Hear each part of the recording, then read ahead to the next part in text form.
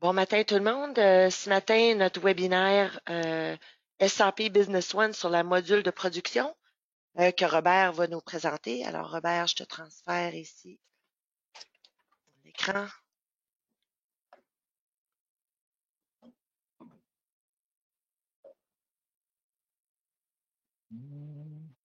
Et voilà. Il y a beaucoup de choses qui apparaissent à l'écran, probablement. On va tasser ça un petit peu.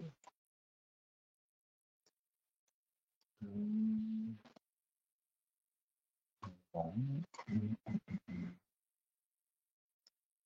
Ça ne va pas s'en aller, cette affaire-là. Ça ne sera pas long. On a une nouvelle version de GoToMeeting.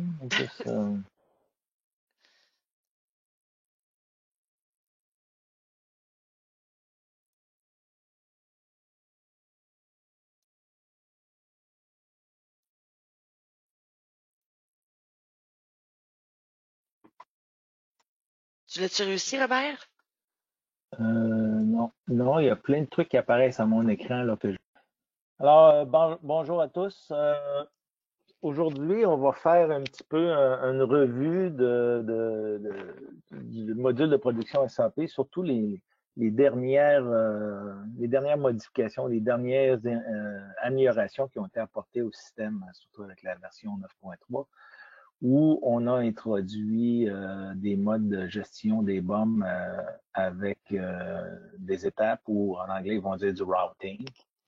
C'est-à-dire qu'on peut séquencer notre BOM, on peut séquencer notre production et avoir différentes étapes de production dans le même BOM. Avant, on pouvait seulement faire des modes multiniveaux, c'est-à-dire qu'on créait des BOM pour chacune des étapes et on devait les interrelier au niveau de la production. On va tourner autour de ça. On va parler beaucoup de la gestion des BOM, les multiniveaux, le routing. On va parler aussi de la gestion des ressources, parce que les ressources liées à du routing ou à des étapes, ça nous permet de calculer un délai de production ou une étendue, combien de temps ça va nous prendre pour réaliser toute la chaîne de production pour la fabrication. L'exemple que je vais faire aujourd'hui, c'est plutôt simple. On va fabriquer une pizza. Alors, quand on va regarder au niveau de la gestion, dans une production traditionnelle, une production multiniveau, si on avait à fabriquer de la pizza, ben, j'aurais à créer, dans mon exemple, j'aurais à créer 6 ordres de production pour arriver à l'étape finale. C'est-à-dire, j'aurais un ordre de production juste pour faire la pâte et la croûte de la pizza. Probablement une autre étape, un autre ordre de production qui gérait la sauce tomate, une étape qui préparait les garnitures, découper les saucissons, découper les légumes, etc. Râper du fromage pour faire un ordre de production. Tout ça serait introduit dans un 5e ordre de production qui serait l'assemblage de la pizza telle quelle, et peut-être à la fin un dernier ordre de production qui ferait la congélation, l'emballage. C'était le mode traditionnel de SAP Business One pour gérer vraiment la production à plusieurs étapes. Et chacune des étapes, on consommait des produits et on mettait un produit intermédiaire en stock avant de le réutiliser dans l'étape suivante. Maintenant, on peut travailler en mode par étape au routing, c'est-à-dire que tous ces trucs-là, tous ces ordres de production-là, ils vont se ramasser dans un ordre de production unique et on va aller classer nos séquences à l'intérieur d'une étape. Dans mon bon de production, je vais avoir l'étape 1 qui est la fabrication de la croûte, l'étape 2 qui est la sauce tomate, l'étape 3, préparation de garniture. On retrouve les mêmes éléments qu'on retrouverait auparavant, mais ils sont tous dans le même ordre de production. Là, on va voir aussi, bon, on va définir des BOM, on va vous montrer un petit peu comment ça fonctionne. Ben, dans les BOM, on va retrouver maintenant, avant, il y avait justement des articles des ressources. Maintenant, on peut définir une ligne qui va être l'étape d'itinéraire, le routing tel quel. C'est là qu'on va aller définir l'étape et dire qu'est-ce qui va être consommé durant cette étape-là et quel type de ressources va être utilisé pour réaliser l'étape. Si vous voulez avoir un calcul automatique du temps de fabrication, à ce moment-là, on va introduire des ressources et les ressources, on va leur attribuer un calendrier de disponibilité.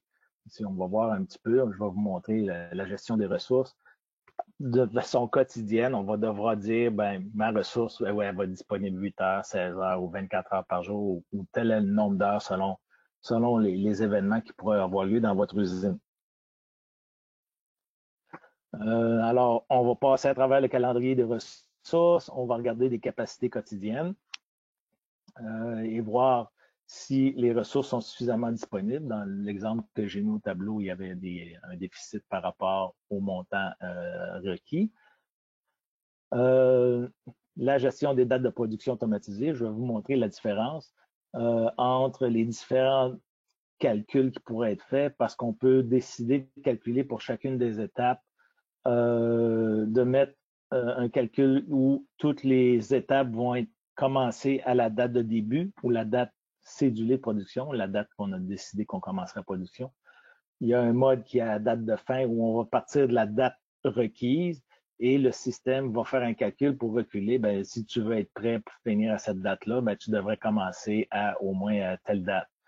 Et les autres modes sont les dates de calcul en aval ou en amont, c'est-à-dire que le système va faire un séquencement de toutes vos opérations et va vous dire, ben, si tu commences à telle date, si cette étape-là commence après celle-là, si celle-là commence après celle-là, etc., ben, tu vas finir normalement, au pire, là, tu vas finir à cette date-là. La réalité est peut-être quelque chose qui est plus complexe que ça, c'est-à-dire que souvent, on a des étapes.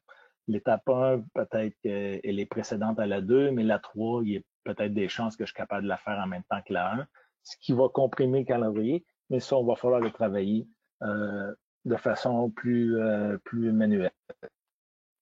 OK, et à la fin, on regardera le comparatif là, au niveau des avantages et des inconvénients. Bon, on va essayer de passer à Business One.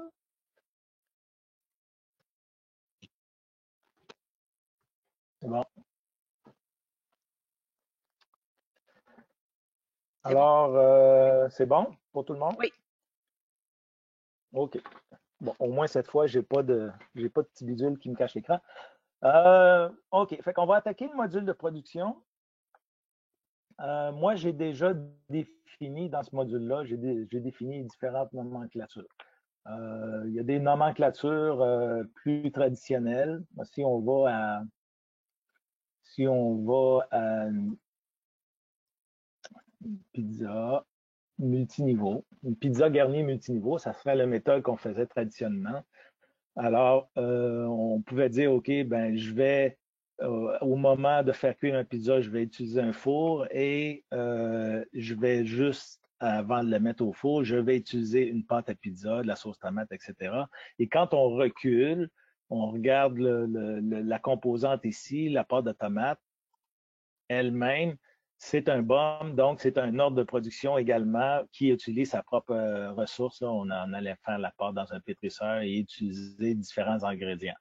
Alors, pour arriver à fabriquer ce produit-là ici, je dois d'abord créer, bien entendu, un ordre de production pour ma pizza toute garnie multiniveau, mais je vais devoir aussi créer un ordre de production pour faire ma pâte à pizza, un ordre de production pour faire ma sauce tomate, un ordre de production pour couper mon pepperoni et râper mon fromage. Ça fait plusieurs ordres de production à générer.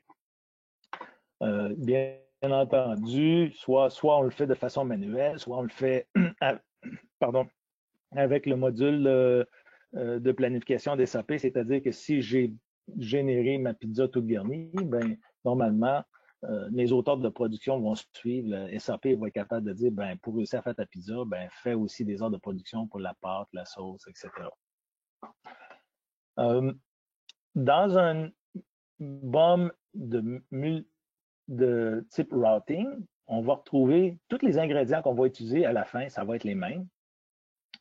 Sauf qu'au lieu de voir juste ma pâte à pizza, ici, je vais l'avoir inclus dans une série d'items.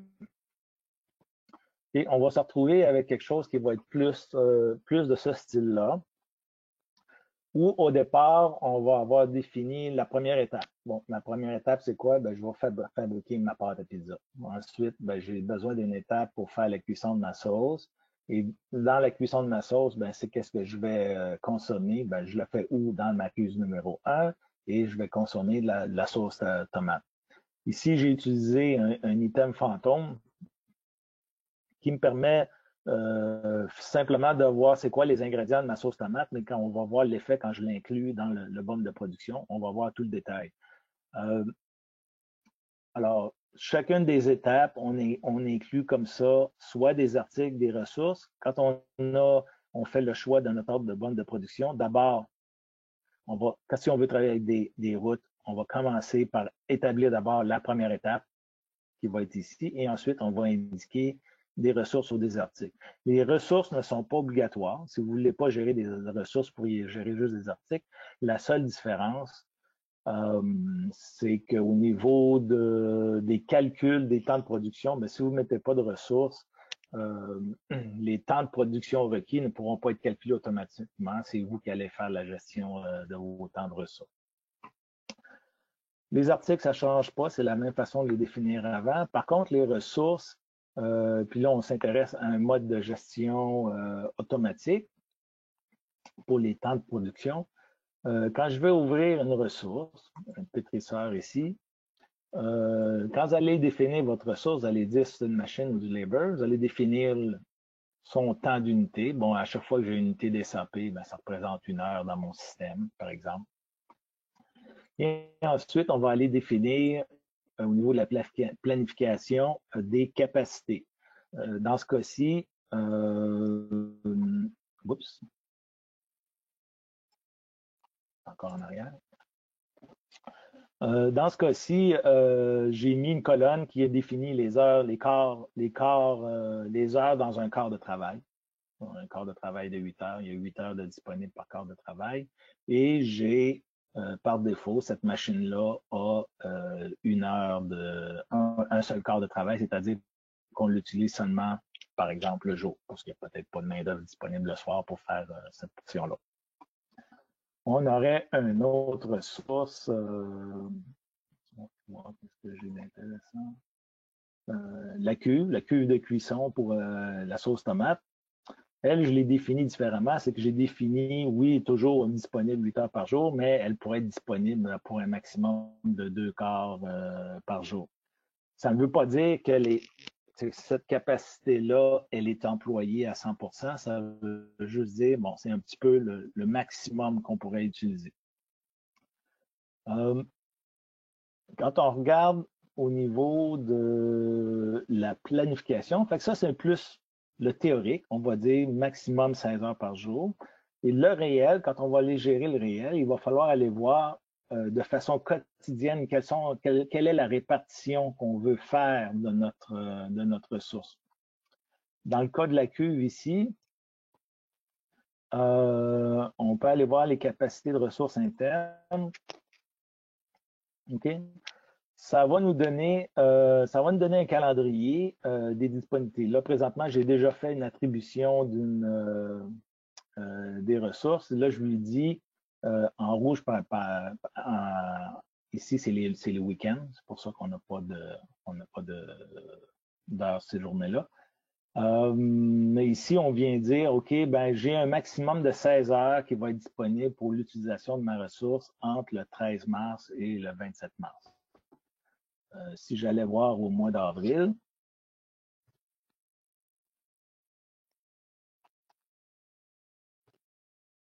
un rafraîchissement, je n'ai pas d'heures qui sont définies. Pourquoi? Ben parce que je n'ai pas dit encore au système pour le prochain mois quelle serait la prochaine ressource.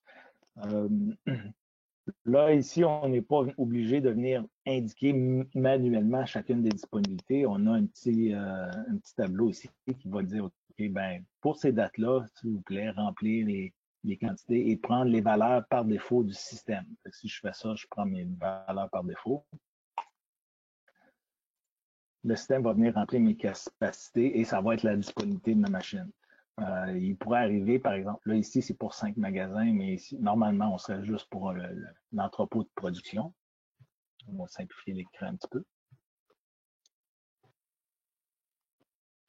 J'aurais pour mon endroit de fabrication, j'aurais la capacité de mes machines. il pourrait arriver pour dire, OK, cette semaine-là, on a prévu de faire de la maintenance et on ne mettra pas de... La capacité interne de la capacité, on va mettre ça sur...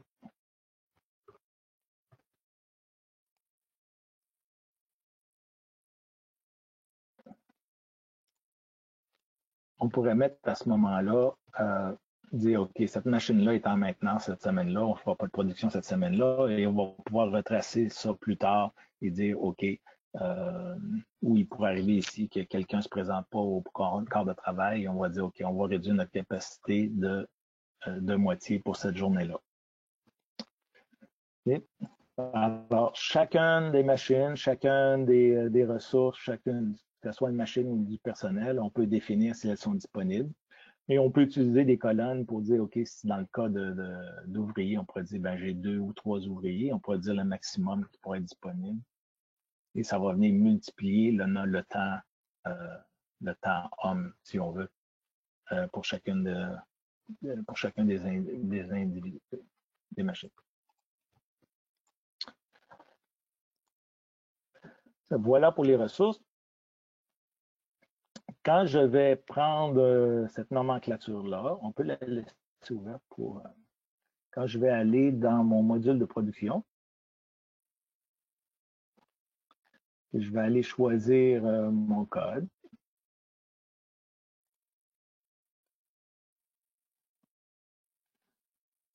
On va se ramasser avec un ordre de production complet.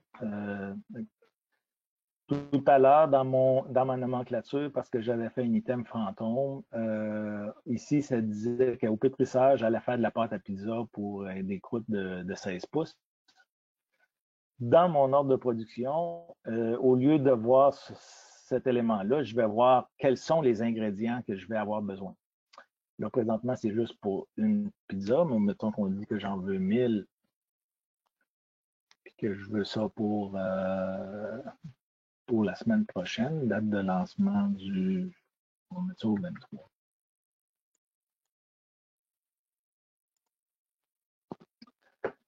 Le système, il a déjà mis un calcul, il a dit, OK, ben, si tu commences le 23, tu vas finir le 25 si toutes tes étapes commencent en même temps. C'est ce qu'on voit ici, c'est ce qu'on va voir à ce moment-là. Ma date de lancement est du 23 parce que c'est la même date de lancement ici. Et toutes mes étapes vont finir à la même date. Pourquoi? Quelle est l'étape? Quel est le délai de 2 jours? Ben, c'est celui qui est équivalent au plus long dans la liste. Ici, on va voir le nombre de jours requis qui vont être calculés et le système, ici, il va nous dire le nombre de jours que ça prend pour fabriquer la production telle qu'elle. Là, j'ai utilisé le mode en date de début. J'aurais pu utiliser un mode qui est plus en mode aval, c'est-à-dire qu'on va faire un séquencement de ces opérations-là. Si je le mets en mode aval, que je refais une mise à jour, on voit que ma date présentement est au 25. Ben, elle va changer au 29 parce que là, je suis allé dire au système, ben, tu vas commencer l'étape suivante seulement après que la première est terminée. Alors, la première étape commence le 23, finit le 24. La deuxième, je commence le 24, je finis le 28, etc. La réalité est peut-être plus nuancée que ça. Dans ces cas-là, c'est pour ça que ces champs-là ne sont pas grisés. Ben, vous pourriez quand même venir changer les dates et dire, ben, celle-là ici, je vais quand même commencer le 24.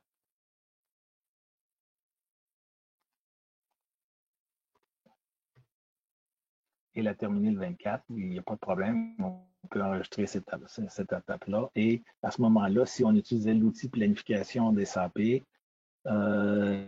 pour savoir quelles sont les dates de production, à quelle date mes poivrons, mes champignons, mes pépéronis vont être requis, ben là, présentement, c'est plus à partir du 28, c'est à partir du 29. Et l'outil planification des SAP va savoir que l'achat ou l'arrivée des composants devra se faire au minimum pour le 24 et non pas pour le 28.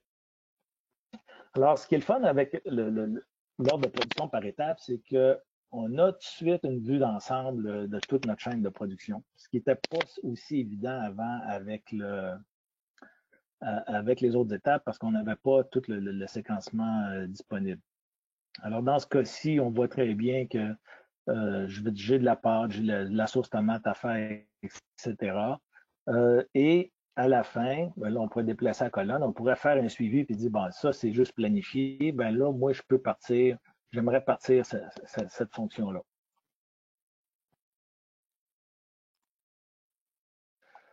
OK?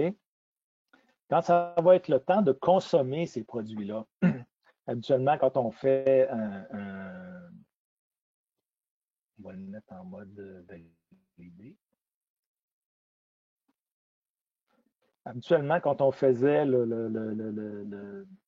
éditer composantes pour dire qu'est-ce que je vais consommer, normalement, le système, il va nous sortir toutes les composantes, puis aller à ce moment-là nous donner une grande liste de composantes utilisées. Présentement, maintenant, on a un petit wizard qui dit, ah oui, tu veux consommer des composantes, mais est-ce que c'est pour pour tout le bon travail ou tu voudrais faire ça juste pour une partie? Fait ici, moi, je veux dire, OK, je veux consommer mes composantes qui ont servi à faire ma pâte au macro de la pizza. Là, je peux dire, on prend juste pour cette étape-là. Et à ce moment-là, les composants qui sont suggérés à consommer, ça va être seulement celles qui étaient reliées à cette étape-là. Alors, je peux prendre ça puis venir les consommer. Là, présentement, il y aurait un petit peu de. On va voir, je ne sais pas si. Ça, j'ai pas assez. Ah, ok, ça, c'est de l'eau. L'eau, je l'ai mis en inventaire, je pense. J'aurais peut-être pas dû faire ça. Mais vous comprenez le principe, c'est-à-dire ici, j'ai juste mes ingrédients pour la pâte. Et si plus tard, je veux faire juste les ingrédients pour la cuisson de la sauce, quand je vais faire les 10 composantes, je vais prendre les composantes de la sauce et à ce moment-là, je vais avoir juste les composantes de la sauce. C'est vraiment facile à gérer la consommation des composantes parce qu'on y va quand même, comme auparavant, étape par étape. L'autre avantage à utiliser lors d'un BOM de ce style-là, c'est qu'on n'est plus obligé d'enregistrer des produits intermédiaires dans une étape, dans un mode traditionnel multiniveau. Ce qu'on avait à faire, c'est de créer l'ordre de production à multiniveau. L'ordre de production le plus bas, je devais, OK, je consomme tous les ingrédients de ma sauce tomate, je mets ma sauce tomate en stock. Ensuite, je mets mon fromage en stock, etc. Et ensuite, je passe à l'étape suivante. J'assemble ma pizza. Je consomme ma sauce tomate, je consomme mes pâtes à pizza et je mets ma pizza en stock. Ensuite, je consomme ma pizza dans un troisième ordre de production qui se trouve être celui qui sert à faire la congélation et l'emballage. C'était un petit peu plus ardu, surtout au niveau que si vous avez beaucoup de rapports de production à faire qui étaient à consommer. Puis finalement, tout ce qu'on a besoin de savoir, c'est le produit final. Bien, ici, on n'a plus besoin de rapporter des étapes intermédiaires. On fait juste consommer tous les produits et à la fin, quand je vais faire mon avancement, ben, j'aurai simplement à dire, oui, j'ai mis, bon, aujourd'hui, j'ai mis 500 pizzas en stock.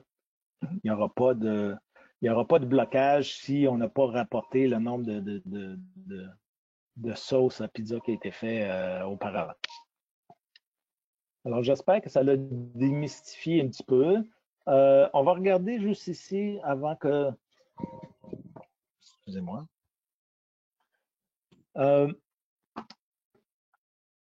Au niveau des ressources, il est important de savoir que, bon, quand je vais faire mes calculs ici, ça va me calculer mon temps disponible ou le temps requis pour faire la production du début à la fin. Ici, c'est du 23 au 29.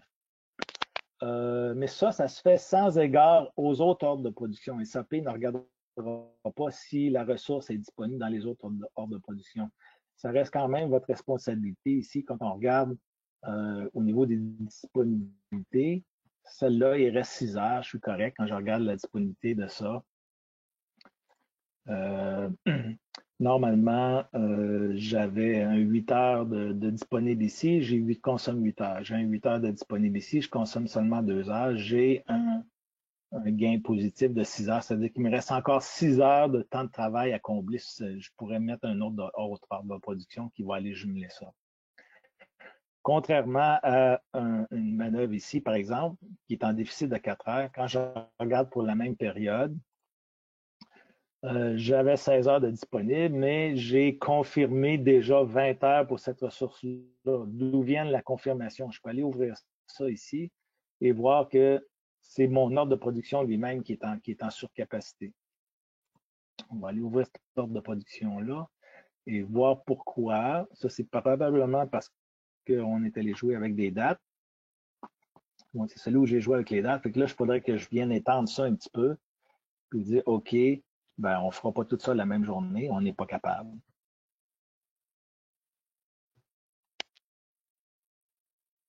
Là, si je fais une mise à jour, normalement, je viens de dégager du temps de travail, c'est-à-dire que maintenant, mon manœuvre, tantôt, sur une période d'une journée, je n'avais pas assez de temps de travail, mais là, sur 2 jours, j'ai même encore un petit peu de lousse quand je regarde ma disponibilité.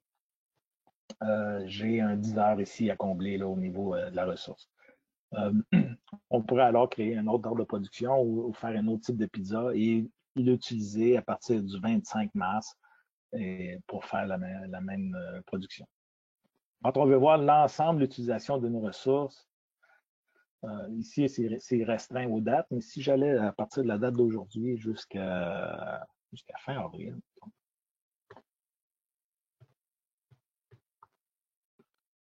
pour le manœuvre, on va voir ici où est son utilisation. Bon, aujourd'hui, il n'y a pas d'utilisation. La semaine prochaine, mardi, je vais l'utiliser 1 heure, mercredi, 9 heures, jeudi, etc. Fait qu'on a, si on veut voir l'utilisation, la capacité d'utilisation d'une ressource à long terme, on est capable de voir son utilisation facilement. Là, ici, on n'a rien de cédulé après le mois de mars. Et j'aurai encore un problème ici réglé au niveau du 21 mars où il y a encore un ordre de production ici qui est trop court. On va essayer de retourner au PowerPoint.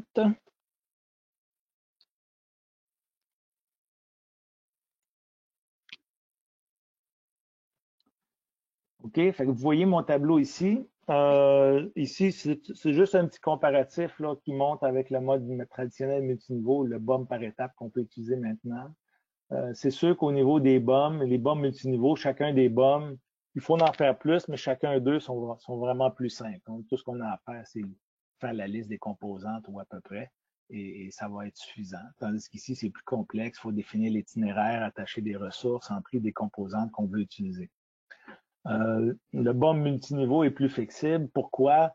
Ben parce que ça nous permet de, admettons que je fabrique la sauce tomate, ben, je pourrais faire un super BOM ou une super ordre de production qui va fabriquer la sauce tomate pour 4 ou 5 modèles de pizza. La pizza toute garnie, la pizza fromage, etc. utilise la même sauce tomate. Ben, je peux faire du maillage ou envoyer ma production à différents endroits. C'est pas le cas avec un BOM par étape. Quand je vais travailler par étapes, toute la production, toute ma sauce tomate va être dédiée aux étapes suivantes où elle va être rapportée, en tout cas, les coûts vont être rapportés dans le même BOM de production. Fait que c'est plus flexible au niveau du multiniveau, mais c'est plus facile de faire un suivi au niveau au BOM par étape parce que je vois toutes mes étapes et chacune des étapes, je vais pouvoir dire ben, ça, je l'ai fait, je ne l'ai pas fait. On va voir l'avancement de chacun. On est capable de savoir si tout est dans l'ordre ou pas d'un seul coup d'œil. Bon, c'est sûr ici, le séquencement des opérations, c'est prévisible dans le sens qu'on est capable de demander à SAP de faire un calcul, de nous dire ben, combien de temps ça va prendre de faire chacune des étapes.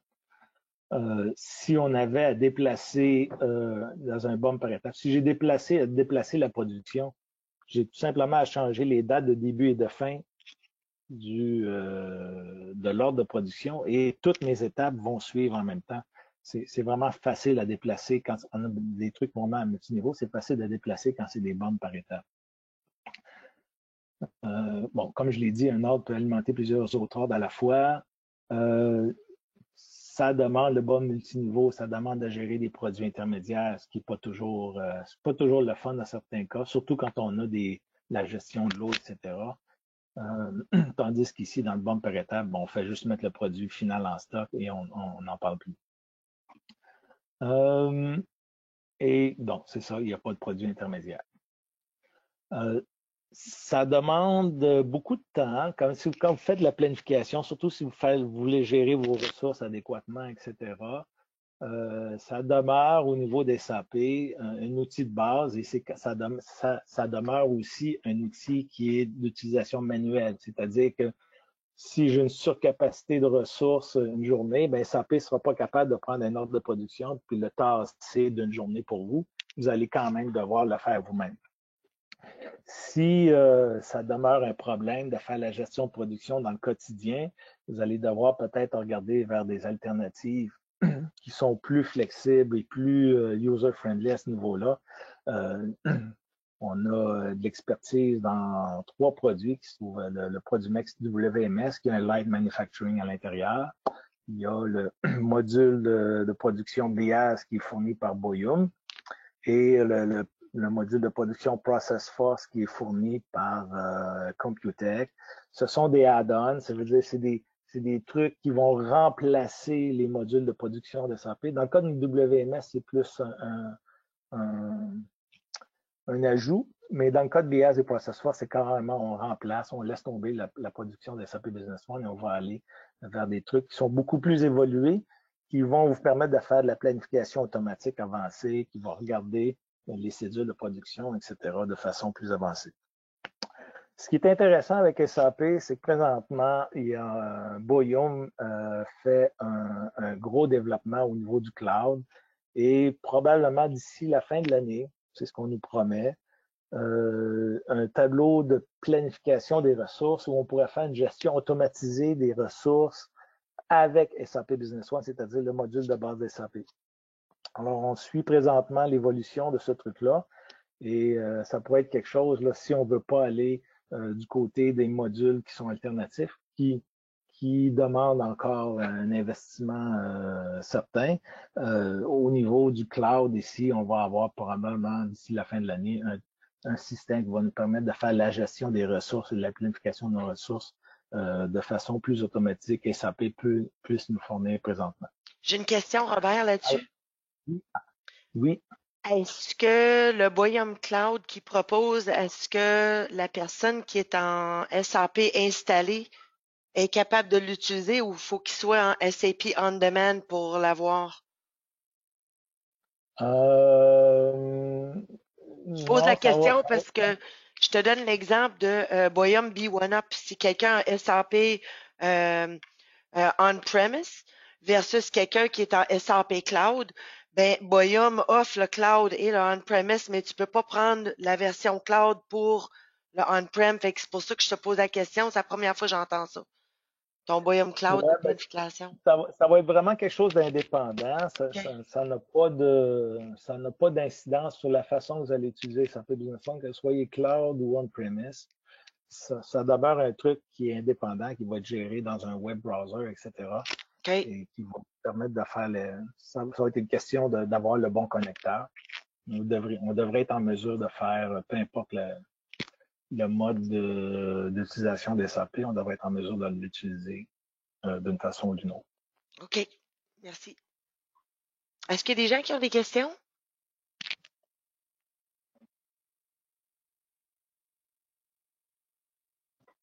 OK, c'est beau.